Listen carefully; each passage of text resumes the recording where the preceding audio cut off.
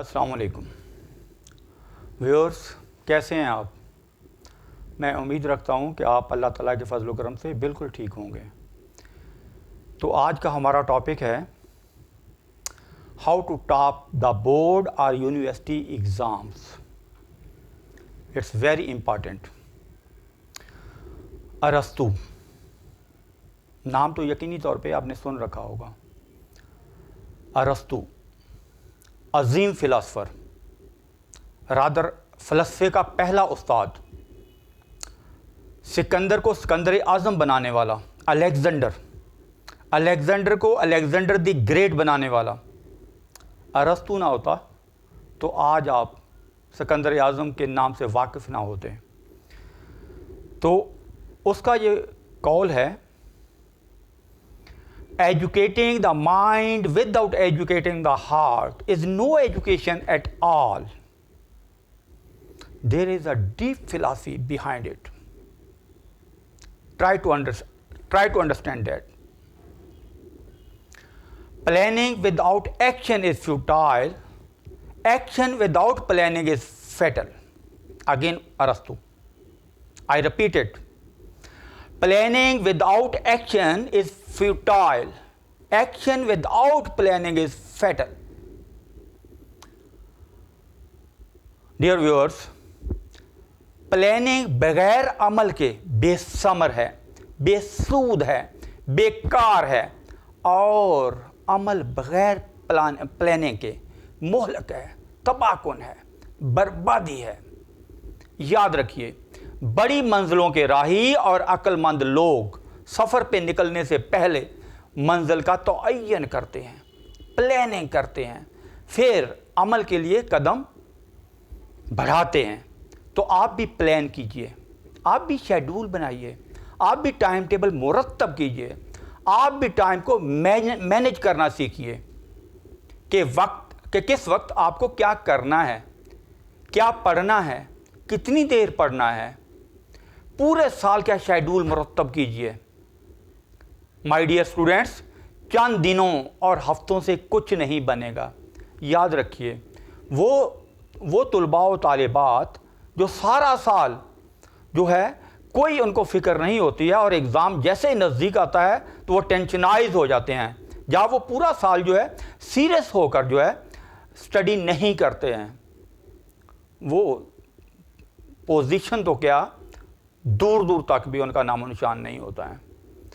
तो यहाँ पे मैं एडवाइस करना चाहता हूँ, याद रखिए, planning plus time management plus practice और hard work always lead to success, because there is no elevator to success. You have to take the stairs. Very well said by an anonymous person. याद रखिए, इस दुनिया में आज तक ऐसी कोई लिफ्ट ईजाद नहीं हुई जो आपको उठाकर कामयाबी के सिंहासन पे बिठा दे, या आपको उठाकर बुलंद मकामों मर्तबे पे फायज कर दे। इसके लिए आपको प्रॉपर रास्ता इख्तियार करना होगा, और वो रास्ता है मेहनत का रास्ता, वो रास्ता है इस्तिक़लाल का रास्ता, वो रास्ता है साबित कदमी का रास्ता, वो रास्ता है सब्र का रास्ता, वो रास्ता है तहम्मुल का रास्ता, वो रास्ता है बुर्दबारी का रास्ता। कामयाबी के लिए आपको इसी रास्ते का इंतखाब करना होगा। Because no pain no gain, you need to suffer if you want to achieve something. Because Rome wasn't built in a day. हथेली पे सरसों नहीं जमती। You have to sacrifice if you want to achieve something unique. Mustafa Zaidi, क्या ही उसने खूब कहा है, इन्हीं पत्थरों पे चलकर अगर आ सको तो आओ, मेरे घर के रास्ते में कोई कहकशां नहीं है। Rather I repeat this. इन्हीं पत्थरों पे चलकर अगर आ सको तो आओ, मेरे घर के रास्ते में कहीं कोई कहकशां नहीं है। जनाब, मंजिल इतनी आसानी से नहीं मिलती है, लिहाजा मेहनत करनी है। आप सबको मेहनत करनी है, और खलूस से, नीयत से करनी है, दिलो जान से करनी है, सर तोड़ करनी है। अब ये ना समझ लेना कि किसी का सर तोड़ना है। सर तोड़ का मतलब होता है मुसलसल, मुसलसल मेहनत करनी है और खुद पर और अपने रब पे यकीन रखकर करनी है। Because Napoleon said the word impossible is in the lexicon of fools, means नामुमकिन का लफ्ज बेवकूफ़ों की डिक्शनरी में होता है। तो यहां मैं एडवाइस करना चाहता हूं, nothing is impossible in this world if you try. You can achieve each and everything in this world through your consistent hard work. तो प्यारे बच्चों, प्यारे व्यूअर्स और प्यारे स्टूडेंट्स, तलबा तालिबात, हाउ टू स्टडी, पढ़ना कैसे है, अब ये मैं आपको बतलाता हूं। For study, schedule plus punctuality is very very important. प्यारे तलबा तालिबात, value the time because each and every second of your is very very precious. So never waste that because punctual and regular, be punctual and regular at school, college and university, and follow the time table at home. Never put off till tomorrow what you can do today. मतलब इसका यह बनता है, आपका वक्त बहुत कीमती है, आपका एक एक लम्हा कीमती है, बहुत कीमती है, तो उसको कभी ज़ाया मत करना। इसलिए आप स्कूल गोइंग हो, आप कॉलेज गोइंग हो, आप यूनिवर्सिटी जा रहे हो, तो आप रेगुलर रहिए, आप पंक्चुअल रहिए, और याद रखें हर वो काम जो आप आज कर सकते हो उसको कभी आइंदा आने वाले कल पर मत छोड़िए। याद रखिए, जो भी किसी भी काम को आइंदा आने वाले कल पर छोड़ता है वो कल कभी आती नहीं है। याद रखिए ये बात। तो इसलिए वो बिल्कुल ठीक ही कहा गया है कि कल करे सो आज, आज करे सो अब, तो आज ही उसको निपटाना है।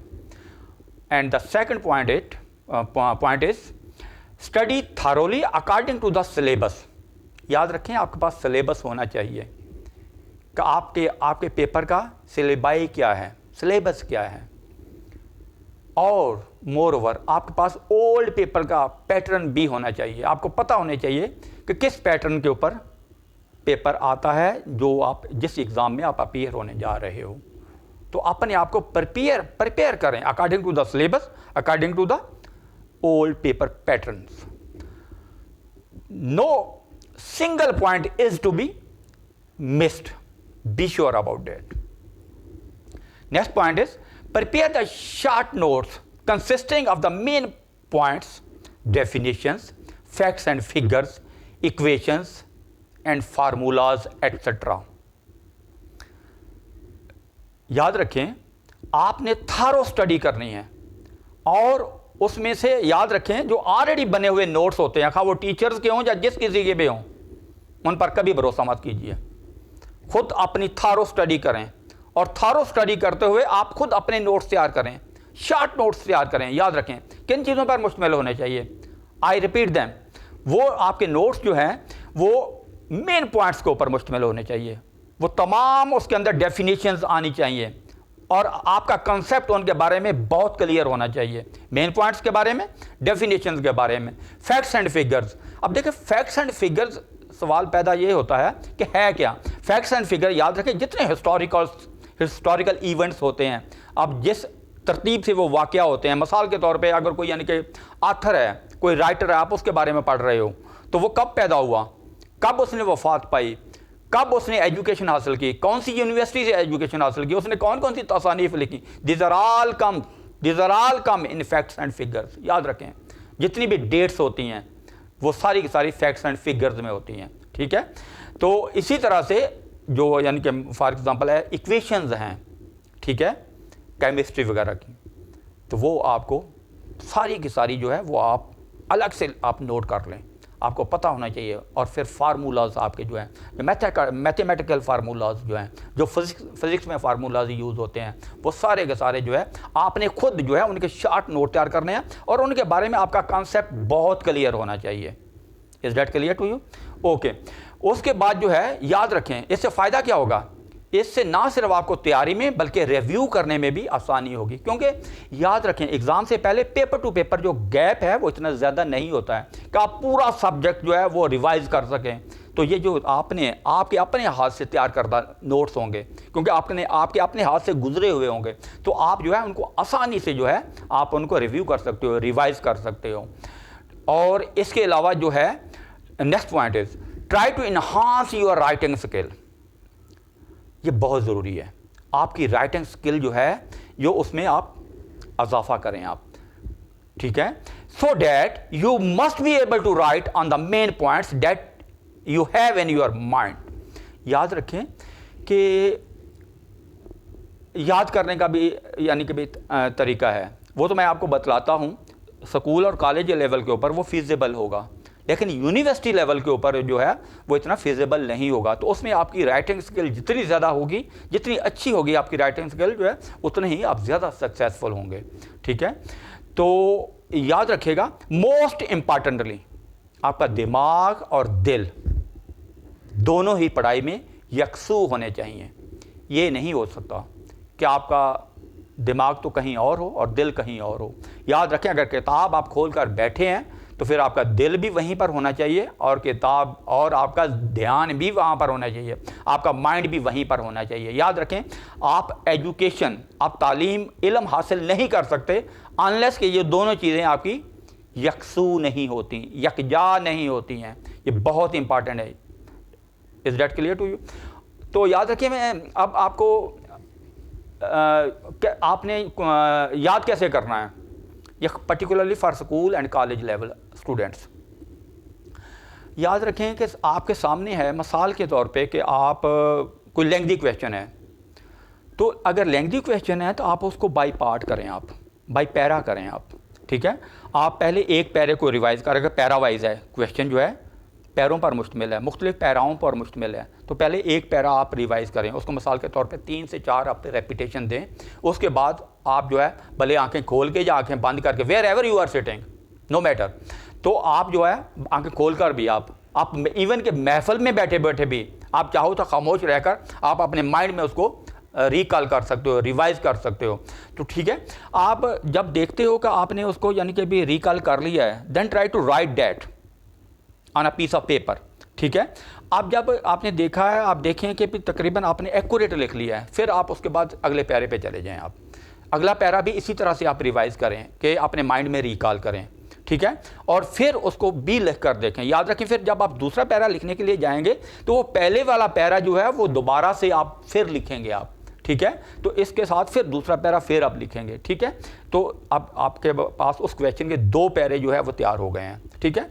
फिर इसी तरह से आप तीसरे पैरे पे चले जाएं और सो ऑन जो है आपने। और मिसाल के तौर पे अगर वो बच्चे जो बहुत ज़्यादा यानी कि भी शार्प माइंडेड नहीं हैं, वो अगर देखते हैं कि भी यानी कि वो इतनी जल्दी यानी कि पिकअप नहीं करते चीज़ों को, मिसाल के तौर पे 3-4 रेपिटेशन में उनका नहीं यानी कि जहन में नहीं बैठती वो चीज़, तो वो दोबारा से रिपीट करें उसको, दोबारा से फिर एक जो 2 दफ़ा रिपीट करें, क्योंकि ऑलरेडी उन्होंने एक दफ़ा लिख कर देखा होगा, और देखें कहाँ पर मिस्टेक हुई है और वो उस मिस्टेक को दोबारा रिकवर करें रेपिटेशन में, रेपिटेशन। और याद रखें, जब रेपिटेशन देना दोबारा फिर लिखना है। जब आप इस तरह से बार बार लिख कर देखोगे, इस तरह से थ्रू आउट आपने पूरा क्वेश्चन आपने तैयार करना है, ठीक है। और अगर आपका क्वेश्चन जो है कि पॉइंट्स के ऊपर मुश्तमिल है, तो आप जो है 2-2 पॉइंट करके 3-3 पॉइंट करके आप उसको आप प्रिपेयर करें आप, ठीक है।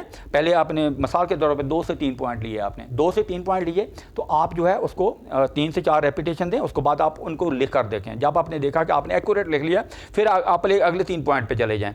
लेकिन जब फिर दोबारा आप वो अगले 3 पॉइंट लिखेंगे तो पहले वाले 3 पॉइंट दोबारा आपने लिखने हैं। इस तरह से याद रखें, ये वाला जो यानी कि मेथड है, जो अगर आप इस तरह से प्रिपेयर करते हैं अपने आप को, तो याद रखें ये वाला जो लिखकर याद किया हुआ है थ्रू और द लाइफ आपके जहन से महव नहीं होता। एग्ज़ाम के दिनों में आप सिर्फ एक रेपिटेशन उसको दोगे, वो फौरी तौर पे पूरे का पूरा आपके माइंड में वो जो है फ्रेश हो जाएगा। और इस तरह से हमेशा आपका यानी कि याद रखें, एग्ज़ाम में आपको ज़्यादा उस पर सोचना नहीं पड़ेगा, ये ऑटोमेटिकली फ़्लो होगा आपके कलम में, आपके कलम में ऑटोमेटिकली रवानी होगी। याद रखें, अगर क्वेश्चन लेंथी है तो उसको पॉइंट वाइज है तो आप 2-2, 3-3 पॉइंट करके आप उसको याद करना शुरू करें और लिख कर देखें। इस तरह से करके पूरा क्वेश्चन प्रिपेयर कर लें। अगर पैरा वाइज है तो पैरा वाइज उठाएं, आप उसको इस तरह से प्रिपेयर करें। लेकिन ये वाला याद रखें, ये वाला मेथडोलॉजी है माइट भी यूनिवर्सिटी लेवल पे सक्सेसफुल ना हो, क्योंकि वहाँ पे थोड़ा वो किताबें ज़्यादा होती हैं कि एक पेपर क्लियर करने के लिए जो है वो तकरीबन बहुत सारी किताबें पढ़नी पड़ती हैं मुझे, यानी कि भाई मैं कहने में जो कोई आर नहीं है। कम से कम जब मैंने मास्टर किया था, वो ये बहुत पहले की बात है, तो तब तो तकरीबन 8 से 10 हमें किताबें पढ़नी पड़ती थी एक पेपर क्लियर करने के लिए मास्टर लेवल पे। तो अब वो बंदा यानी कि इतना सारा यानी कि बंदा उसको याद तो नहीं कर सकता। तो उसके लिए मैं आपको ये तरीका बताता हूँ कि आपने क्या करना है कि मेन पॉइंट उठाने हैं जो आपने याद रखें। जब भी आप स्टडी के लिए बैठें, आप बुक लेकर बैठें, तो आपके हाथ में हाईलाइटर होना चाहिए या कोई कलर्ड पेंसिल होनी चाहिए। एक एक स्टेटमेंट पे को आपने गौर से पढ़ना है और उसके जो चीज़ उसके अंदर मेन चीज़ है आपने उसको हाईलाइट करना है, ठीक है। इससे आपको एमसीक्यू की प्रिपरेशन में भी मदद मिलेगी।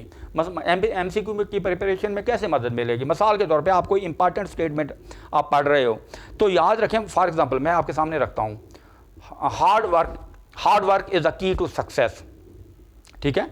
अब ये सेंटेंस आ गया, hard work is the key to success. अब देखें ये छोटा सा एक जुमला है, लेकिन इसके अंदर 3 अल्फाज हैं जिनको उठाकर एमसीक्यू बनाया जा सकता है। हार्ड वर्क को ओमिट करके डैश देकर आप नीचे हार्ड वर्क भी रखें ऑप्शन में, और साथ में इसके साथ और कोई रिलेटेड आइटम यानी कि आप ऑप्शन रखकर इसका एमसीक्यू बना सकते हैं। की के वर्ड को ओमिट करके आप, ठीक है, नीचे की को रखकर और मुख्तलिफ यानी कि रिलेटेड आप ऑप्शन रखकर आप इसका एमसीक्यू बना सकते हैं। इसी तरह सक्सेस को आप ओमिट कर सकते हैं इस सेंटेंस में, और नीचे आप ऑप्शन में रखकर रिलेटेड यानी कि और आप इस तरह से एमसीक्यू बना। तो याद रखें आपने खुद वर्कआउट करना है कि इसका एमसीक्यू कैसे बन सकता है, इस स्टेटमेंट का एमसीक्यू कैसे बन सकता है। तो याद रखें एमसीक्यूज के लिए और सबसे जो अहम चीज़ है, that is most important, MCQ preparation के लिए क्या करना है आपने? Clear your concepts as the definitions, the main points, the facts and figures, equations and all the formulas. During study highlight and prepare them all thoroughly. If you are able to write on the main point, if you are not able to write on the main points, then please memorize the questions as I have told you just. This methodology can be feasible at school or college level, but at university level you have to follow the main points and you have to enhance your writing skill. Now the question is how to memorize this. I have already told you how to memorize. You can point wise उठाएं 2-2, 3-3 point करके, और उसके बाद जो है आप para wise उठाकर जो है एक एक पैरे को रेपिटेशन दें, उसको लिखें, उसके बाद आप उसको अगला पैरा उठाएं, उसको रेपिटेशन दें, उसको जब लिखने बैठें तो पहले वाला पैरा लिखें। इसी तरह जब पॉइंट वाइज कोई क्वेश्चन आप यानी कि भाई लिखने जा रहे हैं, प्रिपेयर करने जा रहे हो, तो आप पॉइंट वाइज 2-2, 3-3 पॉइंट करके आप उसको रिपीट करें और लिख कर देखें। आप इस तरह से पूरा क्वेश्चन जो है अगर 14 या 15 पॉइंट के ऊपर मुश्किल है या 10 पॉइंट के ऊपर मुश्किल है तो आप जो है आसानी से ईजिली आप उसको प्रिपेयर कर सकते हो। अब final, how to attempt the paper, this is too important, this is very very important. How to attempt the paper, if you do not know how to attempt the paper, then आपकी पूरी मेहनत जो है वो ज़ाया होने का खर्चा, वो बेकार जाने का खर्चा है। तो हमने क्या करना है? हमने मेहनत को ज़ाया नहीं होने देना, हमने उसे फ्रूटफुल बनाना है, हमने उसे नतीजा खेज़ बनाना है। और हम अपनी मेहनत को नतीजा खेज़ कैसे बना सकते हैं? हम जो है पेपर को किस तरह से हमने अटैम्प्ट करना है, ये जो है मैं आपको आने वाली वीडियो में बतलाऊँगा। अगर आपको मेरा आज का लेक्चर अच्छा लगा हो तो प्लीज़ ज़्यादा से ज़्यादा लाइक, सब्सक्राइब और शेयर करें। Thank you very much. Have a nice day.